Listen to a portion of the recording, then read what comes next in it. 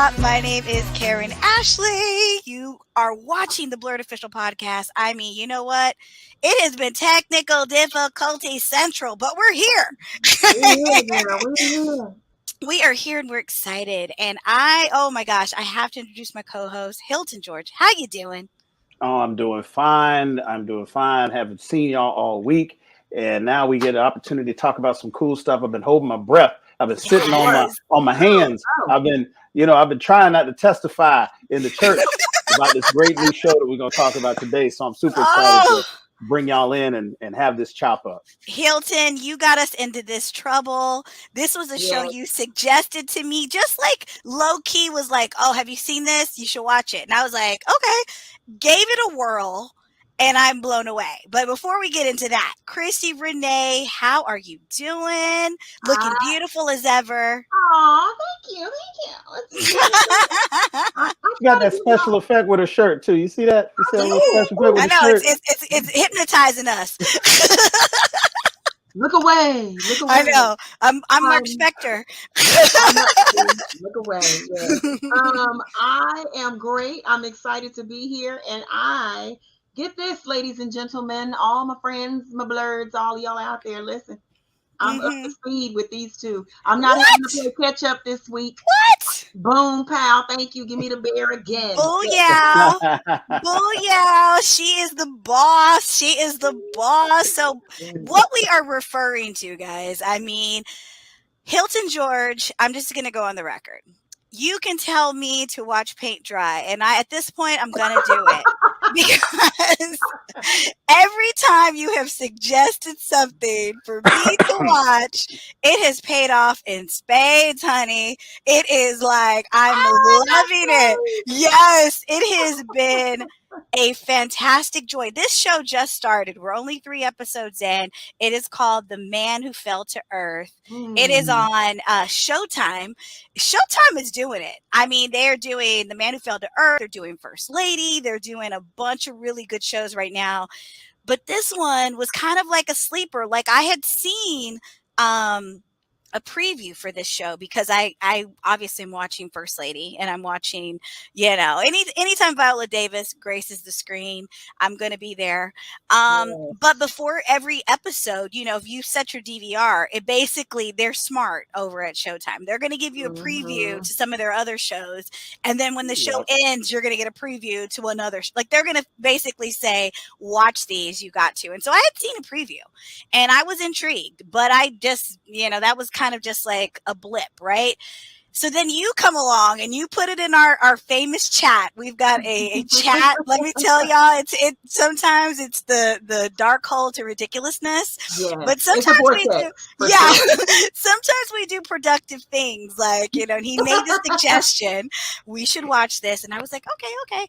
I watched 1 episode, and I was there, and I cannot wait to see where this goes. I didn't even know how many episodes they've got for the season, but I cannot wait.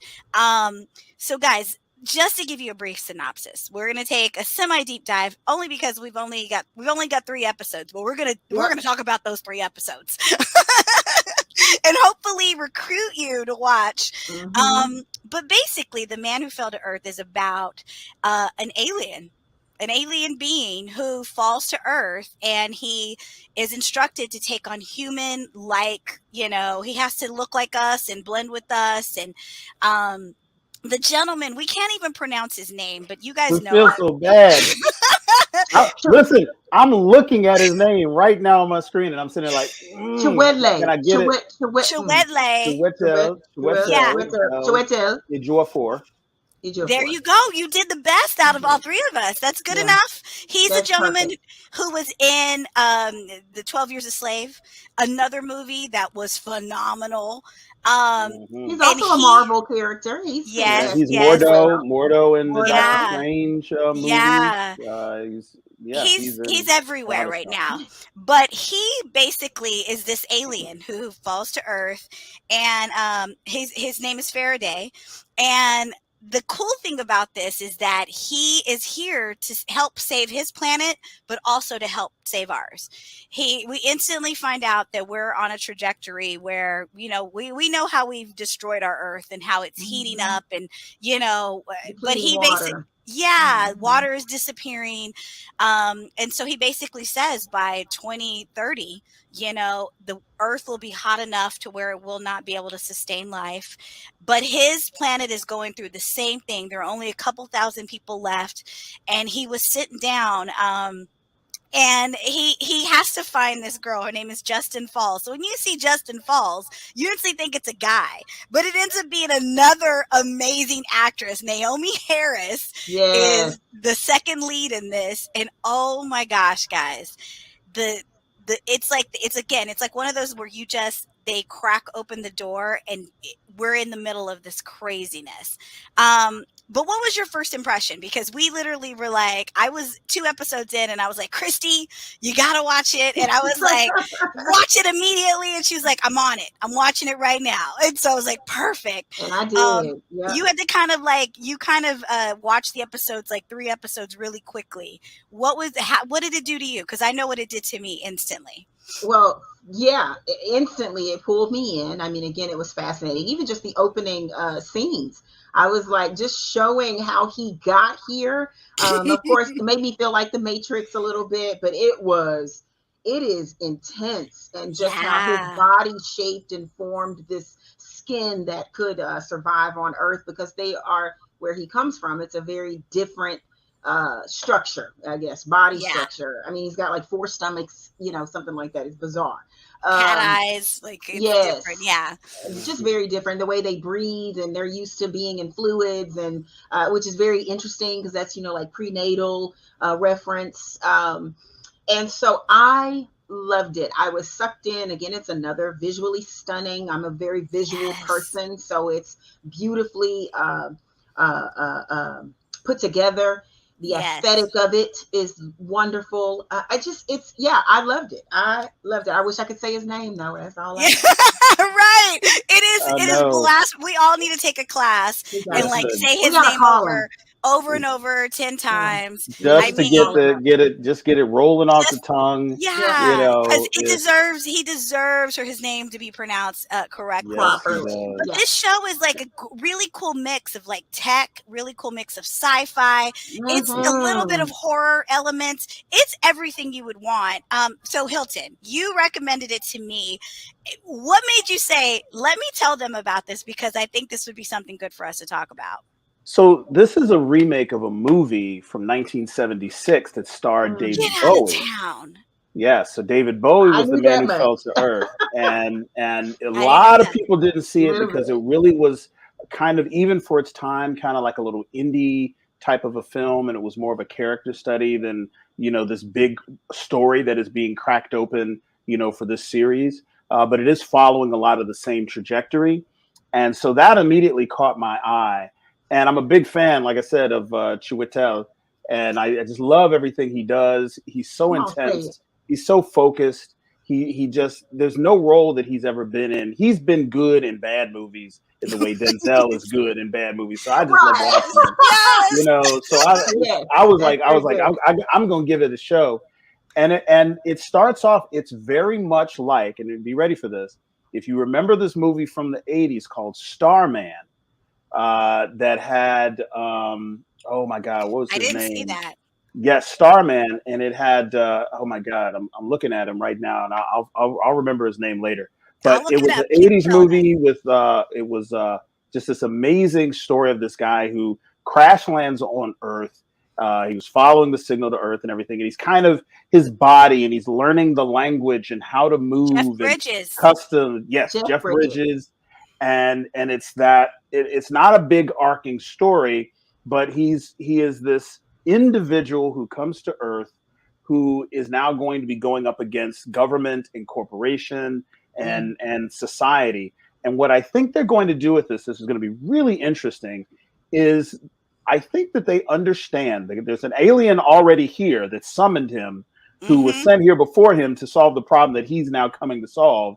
And he basically met in a communique with him. We won't get too deep in the details, but he basically said, you can't come here and then just fix the technology and have it embraced. And then the world will rip itself apart. It'll rip you apart before it allows you to do this. You have to come and take over a company. You have to be corporate. You have to sell it.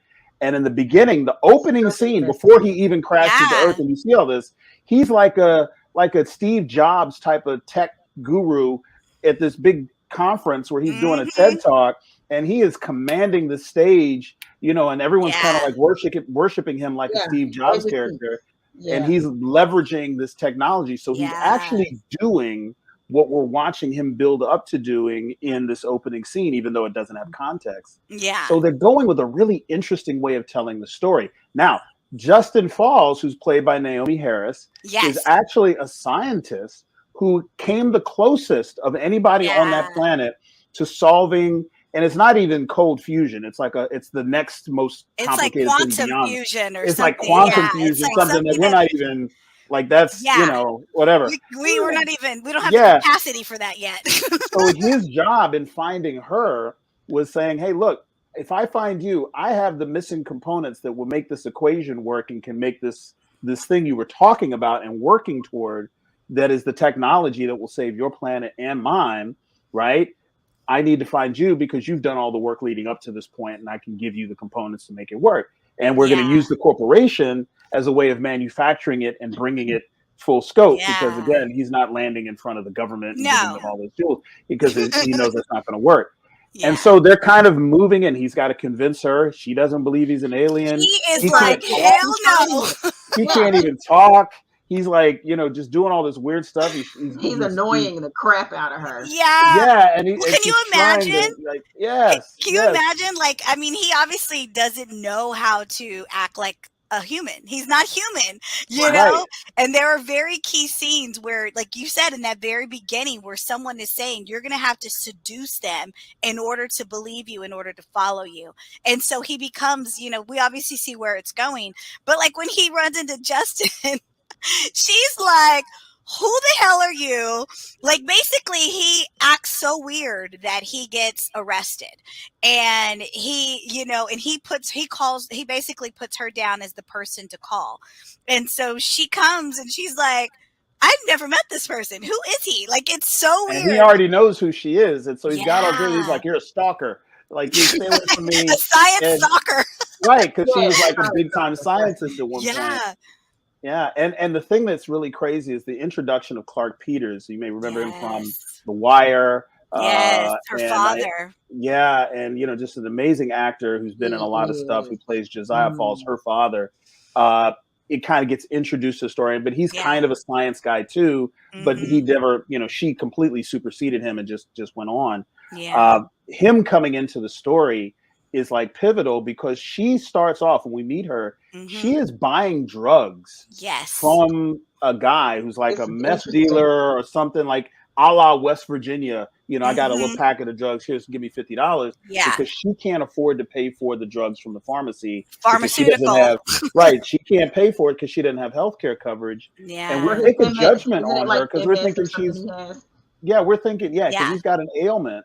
And we're thinking that she's buying drugs for herself. And we kind of make this judgment like, oh, dang, she's on drugs. Like, dang. But then she explains, I have to go and work so that I can get paid in cash so that I can go and buy these illegal drugs because the thing costs like $40 a day just to keep him level. And or just to keep him from being like pain or whatever. Right, exactly. So that's her struggle and that's her focus and that's her initial reason to not be interested in anything he's talking about, taking her cross country to do anything. She got a daughter to take care of. She's taking care of her bedridden father.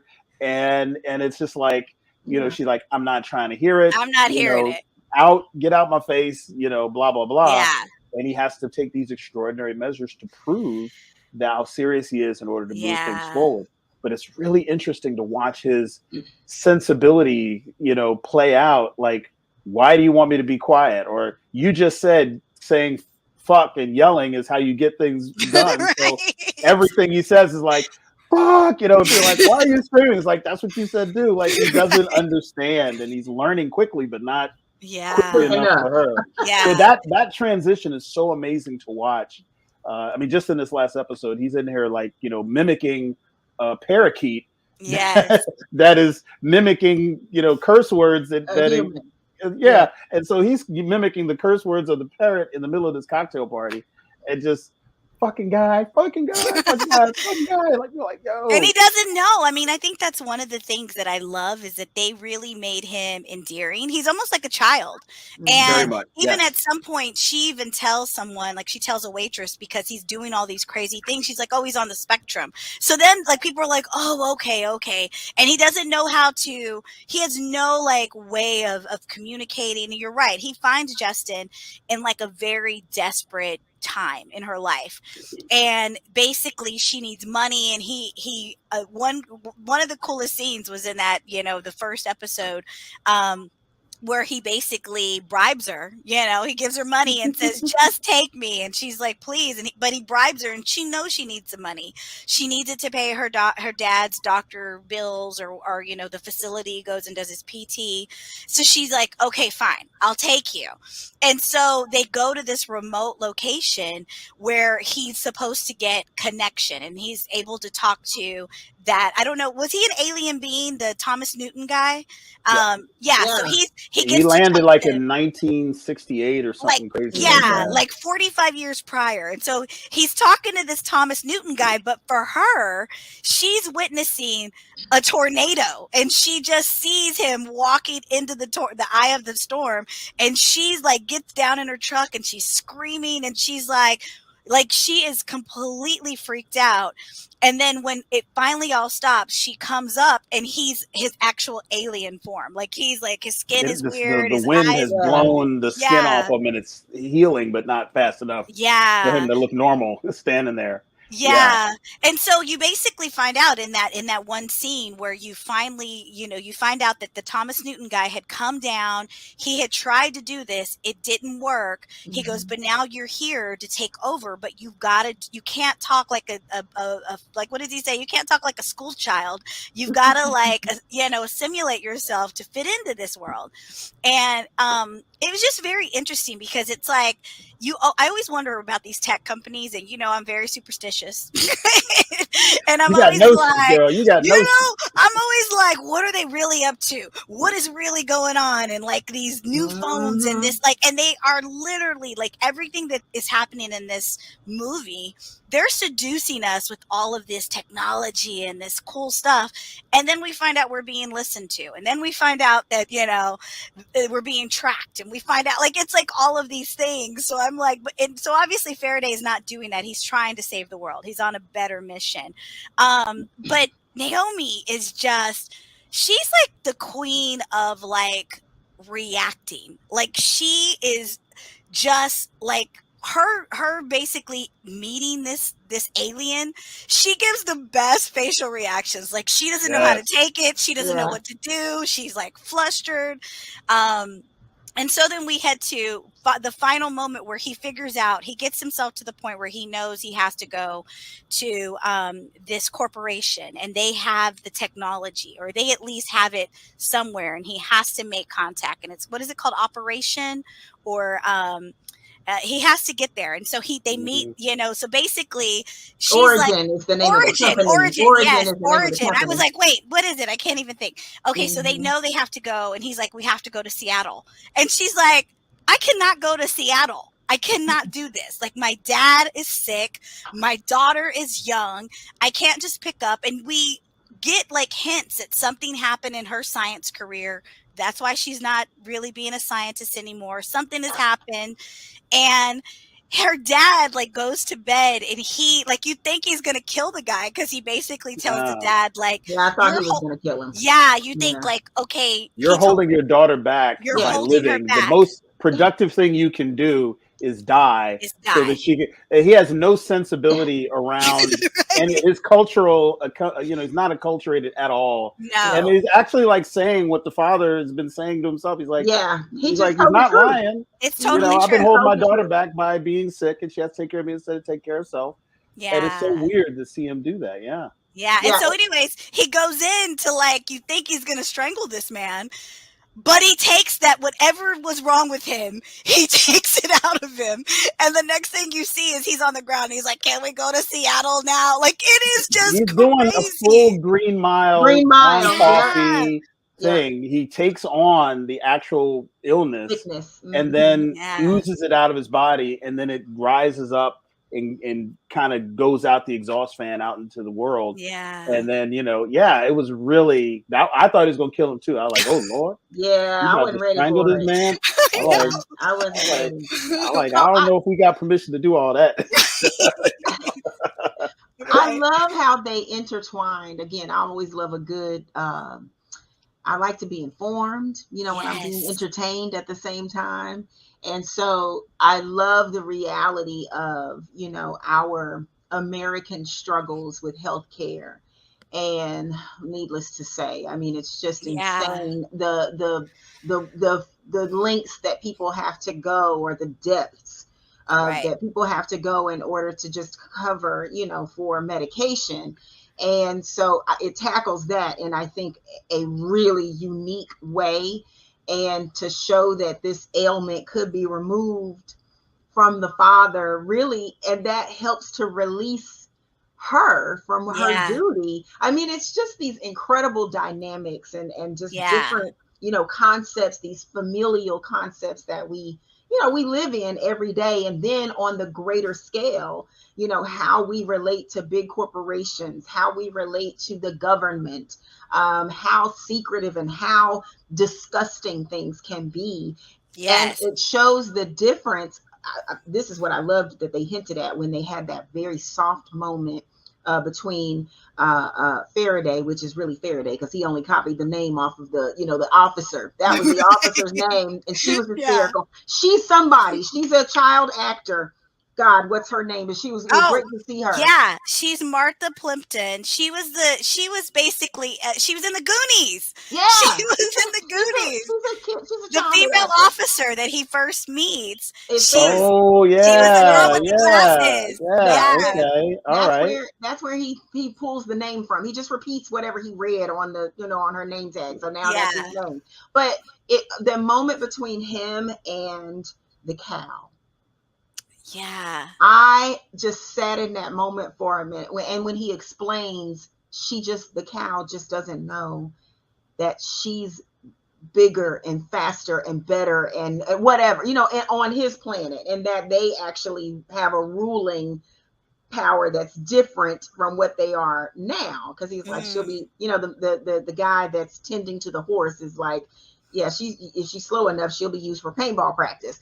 And it's like the way he just communicates the differences. And again, I've said this before, we as not just humans, but as Americans in particular, think that we're at the center of the universe, and we fail to realize in every single day and moment that we are not. And there's so much more beyond.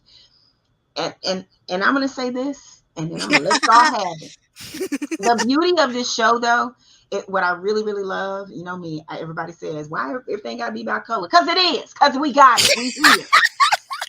So I love that it shows Black people caring about science, about the planet, about our being sustainable, and, carrying on beyond today. Beyond today. Like, we are so far behind in taking care of the planet, but it's incredible. And when they bring in the Mesopotamian science and the Mayans and all of that.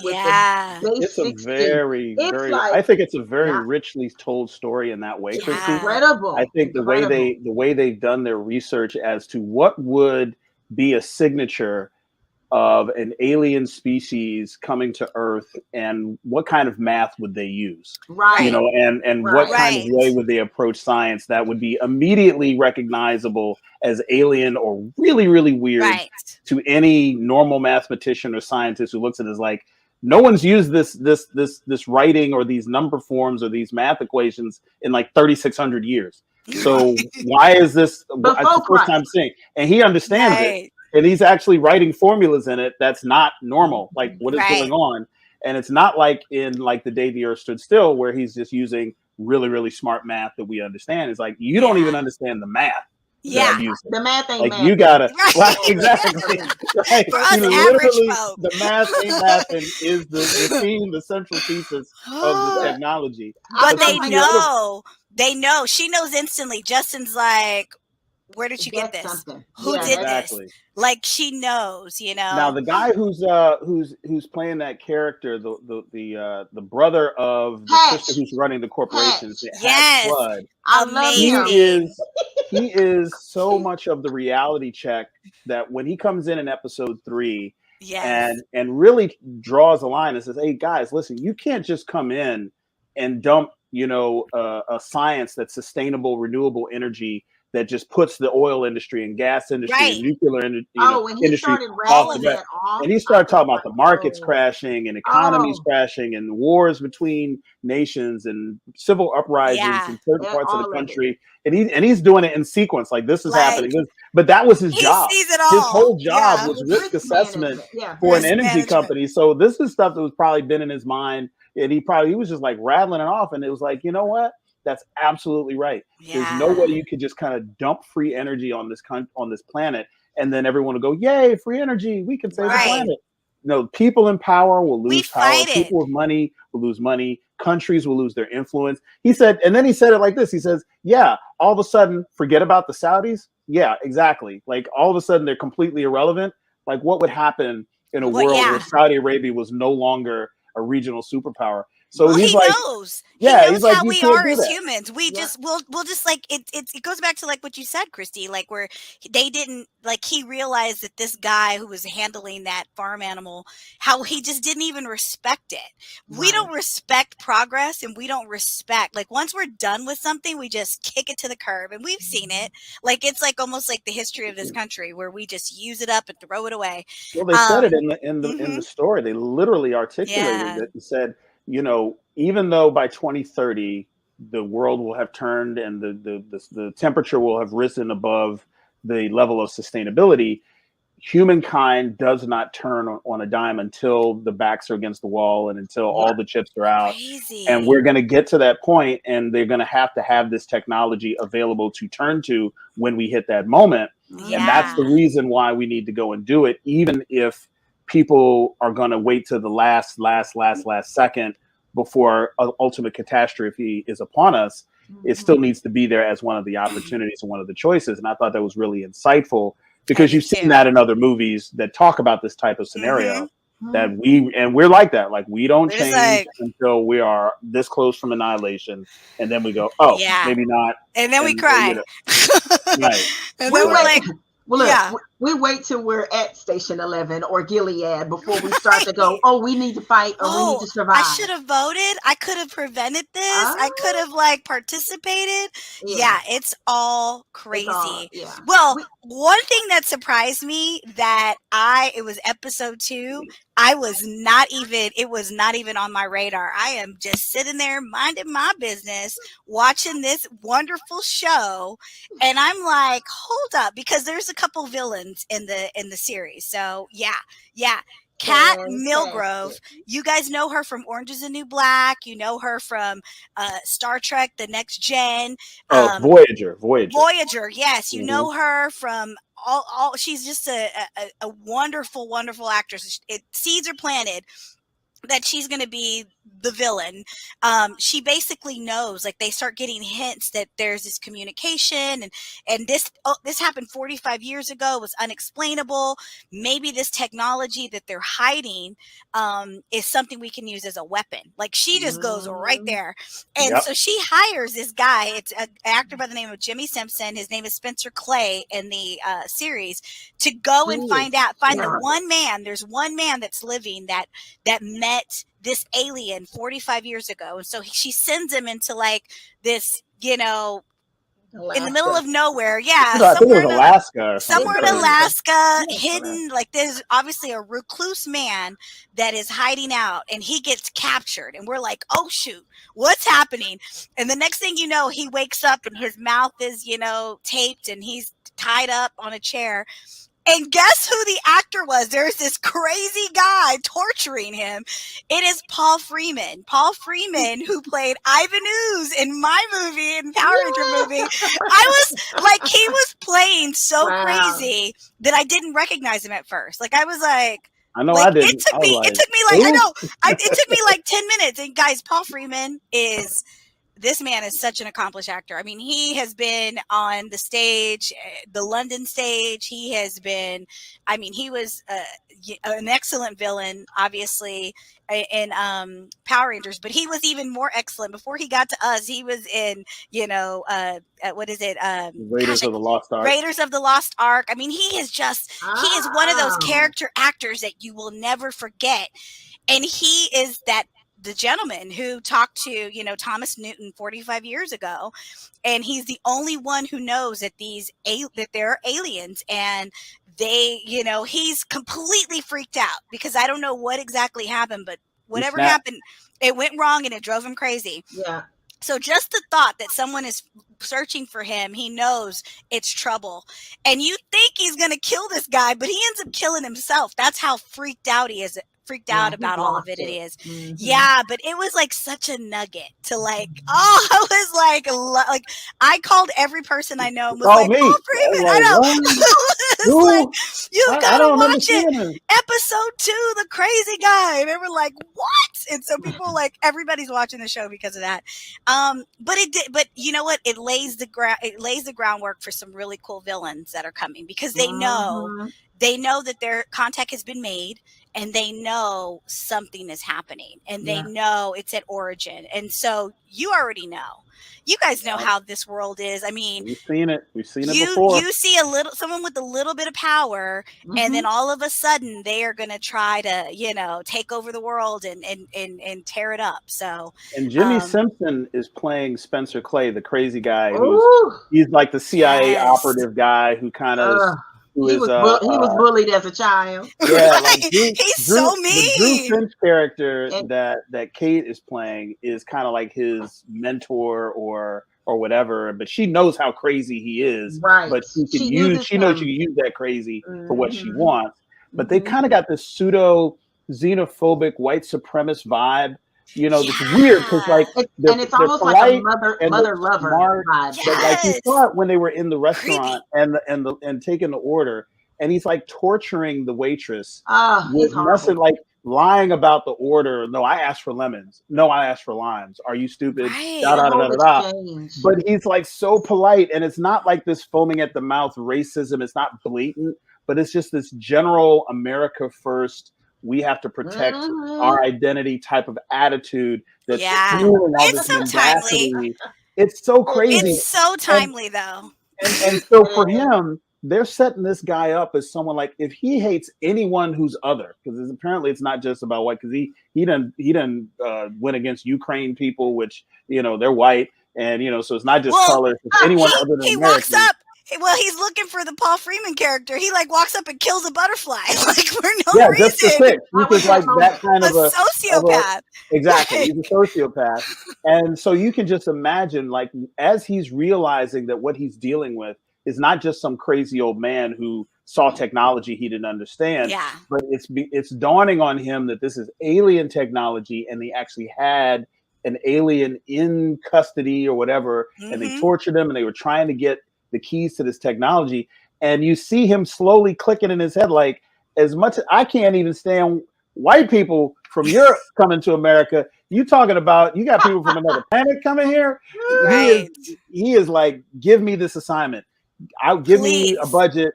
I will take care of this. I want it. And she's like, look, I see that look in your eyes. I've seen this before. This is going to eat you up. You got that white whale syndrome, that whole Captain Ahab syndrome. It's a real syndrome. Like, you go crazy. And he's like, no, I got this, whatever. He's already crazy. So, so we have met the villain that's going to show up and be causing trouble throughout the series. And he is expertly played. Like, this dude is tortured. Yeah, he's really weird. At doing this. He's crawling in his own skin. You just, oh my God. It's going to be really interesting to see these two play up against each other. Yeah, their energy. Yeah, I said it a moment ago, and it was kind of down low, but their energy was very. You said the word creepy. because I was like, Creepy. she's like a mama, but they're in love with each other. It was weird. I couldn't tell. I was like, I Yeah. don't really know who this is. Who is he meeting at the restaurant? Who's the 911 cheesecake? And their energy, their exchange, and how, and again, even how they continued out in the wilderness on a bench. Yeah. You know, it was just, they have this thing. It's their sexual tension, but she's again very much like a mother figure to him. So again, Mm-hmm. he's the weirdo. He's the kid that, you know, didn't shoot the school up, so now he's gonna like Yeah. ruin the We're gonna world. shoot something up. Right. Yeah, he's Well, gonna ruin the world. Well, you So he even can- saw like after the guy kills himself, like he stays in that room and like to the point where there's flies on that this doesn't dead even, man. yeah, that It had doesn't been flies don't come immediately. Like that happens within days. Like this body is decomposing and he's just in that room, just in there and just Searching the house for casually stuff for and stuff, and yeah, it's so crazy. But these are two amazing actors. I mean, I fell in love with Kate with Orange is the New Black. Like she was next level acting. Just, I mean, so when I saw her in this, I was like, oh yeah. Oh yeah. And when I figured out she was going to be bad, I was like, oh yeah. You know? But jumping ahead in the third episode, Hatch finally gets on board. They finally convince him. And it's funny because they allude that Hatch always kind of, you know, he had like a fascination with Origin and he knew something was going on. He knew the minute when he went back to the hotel to kind of talk to them, he goes, the only other person I ever knew who knew something about this was not of this earth. So you better tell me the truth. And so they tell him. She basically says, come on in. And the next thing you know, it's like black screen. And then he's waking up because he's gonna pass out. he passes out because it's too much. Like it's just too much to take. But needless to say, he gets on board and he kind of says, look, the only way we can do this is we're going to have to go to London. We're going to have to present this with all these billionaire corporations, and then they'll fight to give us money so that we can make it happen. And so it's just, it's such good, like, it's such a cool sci-fi kind of situation. Yep. But there's also such good, like, story, like Hatch and his sister, they have like this, like, I mean, they basically are they hate each other, like the sister very got left little the love, company, very yeah, little and even though he's passionate about certain things, she feels like that's jealousy. Like, I mean, it's really like crazy, their dynamic. And Justin, I mean, she's obviously, you know, that she's like this scientist that he goes, you know, because she basically makes a deal with him and says, hey, you know, I'll help you do this, but you have to leave the blueprint behind so that whatever you do to save your world, I can save ours. And he's like, if I'll do that if you become a scientist again. Like, he basically says, I need you to come back to this. And so the world needs her. The world needs more like her. And I think that's really encouraging. I mean, it was, you know, tack on to like, she's a hidden figure, but she's hiding herself.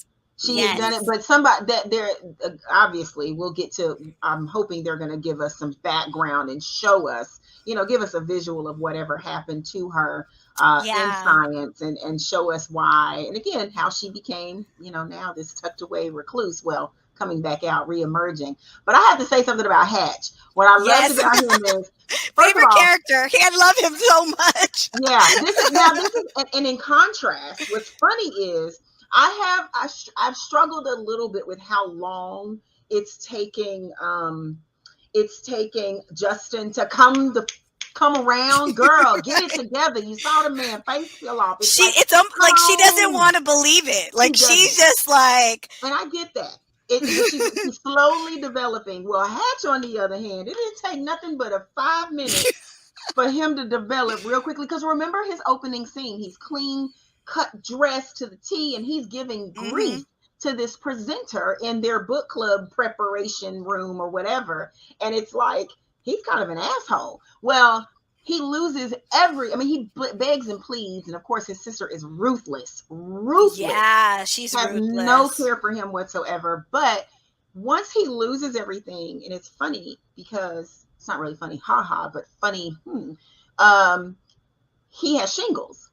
And money doesn't remove you or make you exempt from the struggle. So now you have this elder Black father and this daughter trying to provide, and it doesn't have health care. And then you've got this rich white guy who was used to be rich. Used to be rich, yeah. right. But even while he was rich, even that, no amount of clothing or money could remove that pain from you, for real. Like shingles is shingles. You just, and it's painful, no matter how wealthy you are or what color your skin is. And so he develops really quickly, and he turns into his, this really, down to earth, straightforward. Because now it's almost like that's all I got is my beliefs in this science, beliefs in the possibilities, and he is hilarious. Like, I love his personality in this so much. Who is the actor, Karen? I know you're looking it up.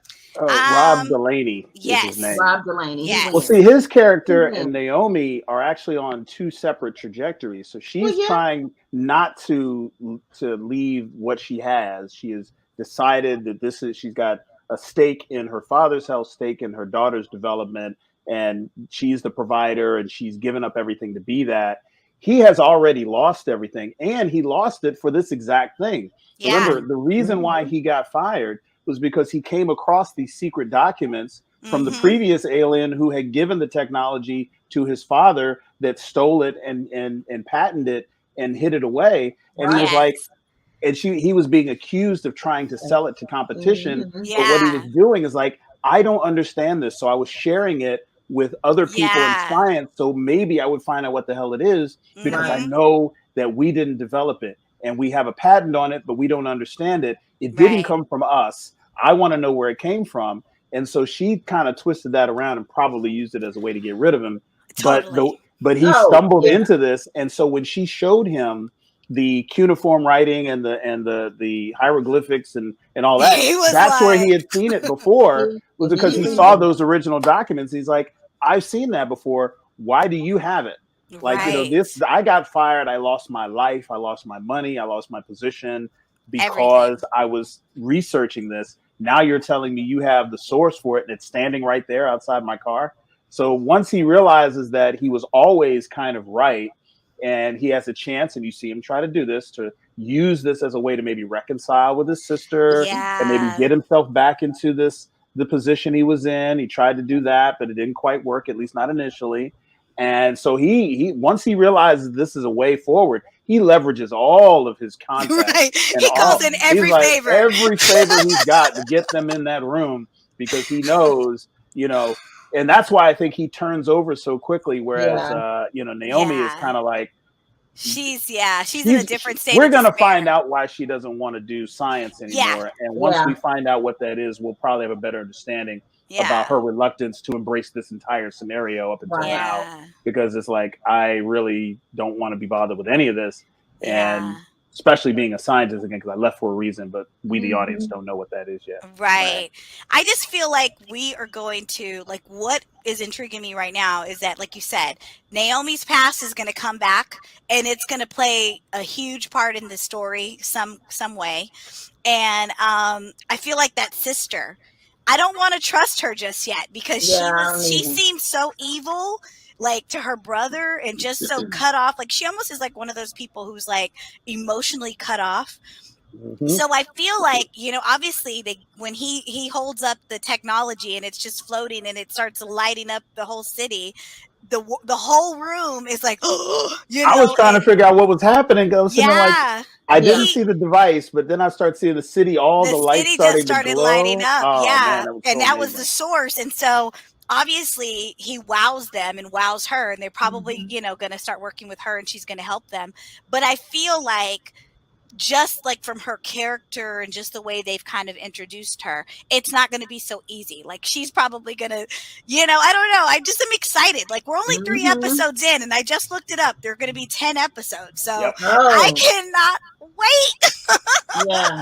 And can I say, I want to piggyback off what Christi said earlier. Yes. I think one of the reasons why we are so excited, the people in this room, is because of that representation. This story could have very easily been told with any race or any background, but it's so rare to see Black characters centered in a sci-fi story like this, and done so well by a major studio like Showtime. And it's smart, it's well written, it's well acted, and it's not on the nose. I mean, we're not coming in and they're like blackity blackity black. It's just like, okay, No. we're just going to show you that Black people can be in these character positions as much as any white person would be, or Asian or anyone else, and still tell the story without there being any like sense of, oh, this story's weird because there's Black people playing Right. aliens and scientists Right. and all this sort Well, of stuff. So I remember growing up and like Halle Berry was the it girl. Remember, like in the early Mhm. 90s and late 80s, early 90s. And she used to always say, she goes, I don't understand Hollywood because it's always like there are all of these amazing roles out there. And she goes, it doesn't have to be written for a Black woman to play it. Like, I'm a human, I'm a woman. I can play any role. Like that was her Mhm. biggest gripe, and it was true. Like like this Justin Falls could have been any body. There is nothing that ties her race to the, it's just this is the direction they went. And like you said, the representation and just the, I mean, we you know, our participation in sci-fi has always been very minimal, and I don't ever understand that, like, you know. But I just think it's so much more dynamic. Like it's almost like when you think back at like Nichelle Nichols, it was so much more Mhm. dynamic for her Yep. to be, you know, in Star In Trek. And space. Yeah. it just was so much more dynamic. She was beautiful and sexy, and she was smart, and she was a captain. You know, this was a time when Black women only played prostitutes, maids, or other things. You know, we were never in a leader role, or, and so it's one of those things where I feel like it's long overdue. And I agree, Yep. Naomi is, I mean, the whole cast, it's Yeah. amazing.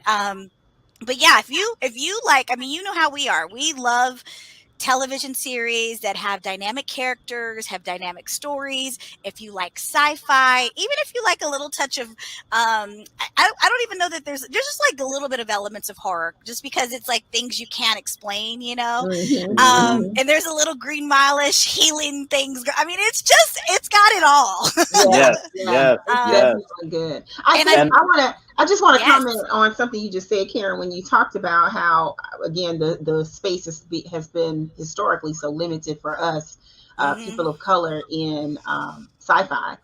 And I think, I'm just guessing here, but we kind of talked about it when we were talking about Black Panther, and we talked about, you know, dressing up for cons and things of that nature. When I remember touching on this, and I feel like it applies here too. It's just one of those things where I feel like we're so otherworldly, or treated as so otherworldly so much. And I think that on a global scale, I don't know if we don't want to be bothered, or we have gone through it. Some of us have broken through, and they've been the anomalies up until this point. And now it's becoming a little more, you know, commonplace. Like this is, yeah, I believe in aliens. I believe in otherworldly.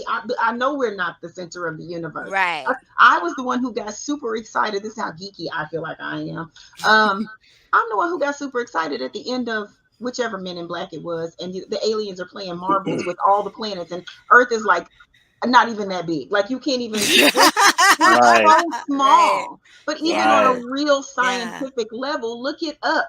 People Yeah. Google it. We are tiny, tiny, and it's like, Mhm. you know, we do believe in that, and it is more commonplace than most think. I just So feel we like just there's gotta want so to see many. it. Yeah, I just feel like there's so many things that are so unexplainable. Like Right. let's talk about like we talked about like the pyramids. Like there wasn't even tools or technology that was even around to explain that. Like to this day, we can't build anything that perfect.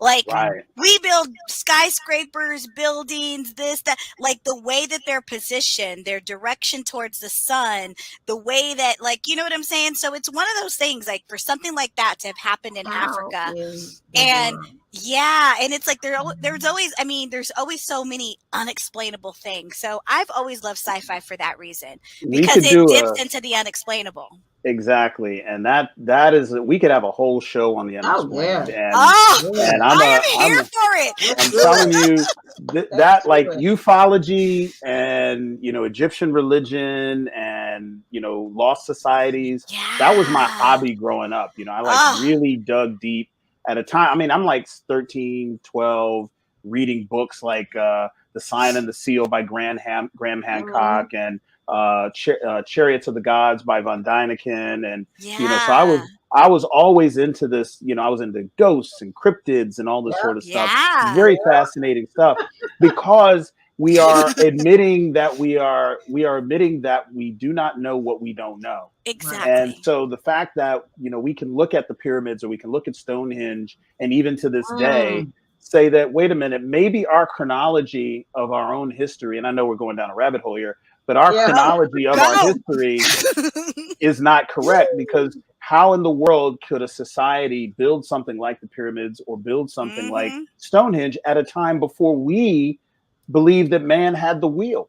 So, how do these leapfrogs, these jumps in technology and development happen from, 5,000 years ago to 6,000 years ago to whatever? Because we don't really know how old the pyramids are. And you know what makes me so mad? We're so arrogant that people will dig their heels in. Like the education system, or the education system that they feed us, is so arrogant that they're like, no, it had to be like this, and no, it had to do, they just won't even take the time. And I feel nobody makes money. Nobody makes money off the question. You don't get your doctoral dissertation in Egyptology and get to be the curator of the Cairo Museum by saying, we don't really know how old these are. No, you're like, no, Tutmosis II was the one who built this, and Khufu, Khephren, and Cheops built these, and during these years, you have to come and say what you think even if you don't know, you got to be certain. Yeah. And that's why the establishment is like, we're just going to default to an answer and stick to it, as opposed to keeping asking the question and letting it be as open as science basically says it is. Yeah. Well, you know what we need to do? We do need to do a show like that. But I'm going to be the student in the show, because I have so many questions, and I'm so fascinated. I think that's why I was so fascinated with just Egypt and just the mummification of bodies, and the fact that they're still intact. We to this day cannot replicate that. There's so many questions surrounding all of that we will never probably have the capacity to answer. And so, yes, I'm down for that. Too many sarcophagi to unpack. Our dictionary, Mr. Hilton, the smarty pants. I was like, she's gonna sneak that in there. She doesn't talk about Egypt. It's coming. It's coming. I was waiting on it to pop up again. I know. You used it in a sentence. You used it in a sentence. Well, you did more than I could. You did more than I could. Lots of sarcophagi. For those of you who don't know, in a past episode, he used sarcophagi. We were talking about Moon Knight, and we just were like, hold up. Me and Christy realized how dumb we are compared to how limited our vocabulary is compared to Hilton's. I just would have been like, it's a bunch of mummies. Yeah, exactly. Oh my gosh. Well, guys, thank you for watching the BOP, the BLERD official podcast. If you have not watched The Man Who Fell to Earth, you have to. You just have to. Give it a chance. It is so phenomenal. It is so phenomenal. And we love you. Bye, everybody. Thank you.